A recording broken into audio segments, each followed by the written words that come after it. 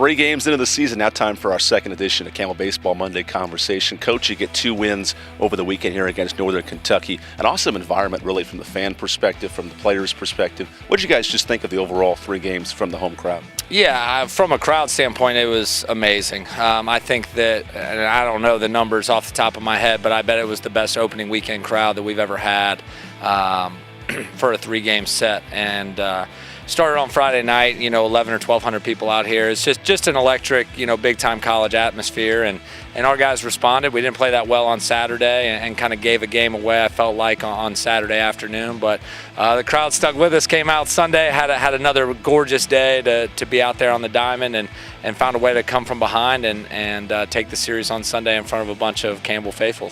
The players have mentioned the importance of winning games on Sunday and winning series on Sundays like we saw this past weekend. What do you think that stems from, and the ability to execute in games on Sundays? Yeah, well, I think that, the biggest thing, and we've preached this to our guys, is Sunday tends to be the most important day of the weekend. I mean, it's the only day that you can either secure a series, secure a sweep, or salvage a series and get one. And so it's a big day from an energy and focus standpoint because your body's beat up. It's not as exciting as Friday night underneath the lights, and chances are you're a little bit more tired. You're not feeling as fresh. And so the energy level needs to be up. Our guys' focus level needs to be up. And really, it used to be if you score, you gotta hit to win on Sundays, and now it's you gotta pitch to win on Sundays.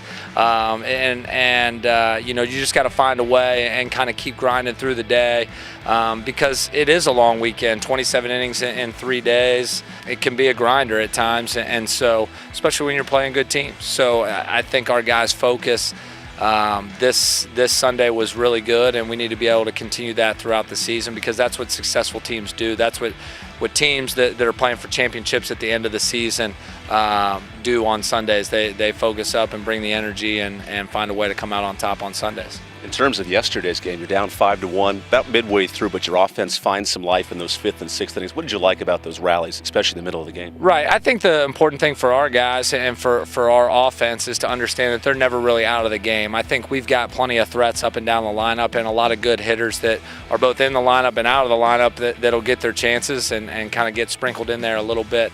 But I think them understanding that they're never out of the game, no matter if it's 5-1, no matter if it's 5-3, no matter if it's a 9-run game, doesn't matter. If we do what we're capable of doing and we do what we do and string together some productive at-bats, then we're always going to be, a swing away. As bad as we played on Saturday, we had the winning run at the plate in the 9th inning with the chance to do some damage there. We just didn't get the big hit when we needed it, and we did on Sunday.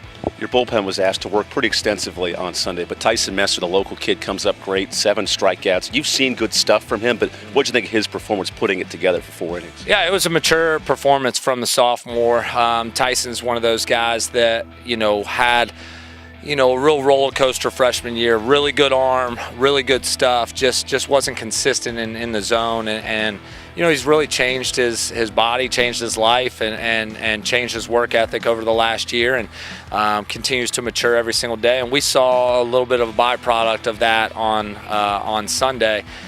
With him coming out and really kind of settling in, and I think he struck out 6 in a row at one point, and was able to command 2 pitches down in the zone, and I think was 90-95. So I mean, it's impressive stuff when he's in the zone, and so we're looking for some consistency out of him. We got it yesterday, and looking for that to continue throughout the year.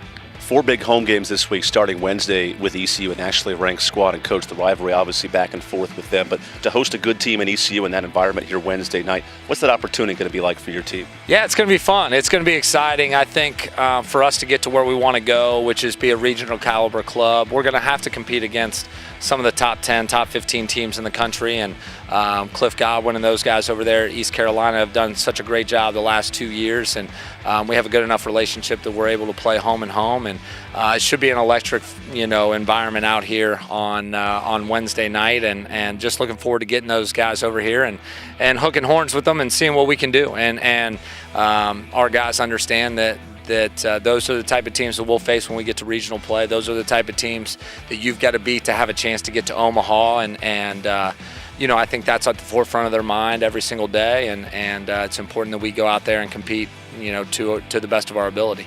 Well, Coach, certainly plenty of fireworks for the first 3 games. We hope for more this week. We'll see you Wednesday in a 3-game series starting Friday night here at Jim Perry Stadium. Thanks for joining us, and we'll see you next time here on Campbell Baseball Monday Conversation.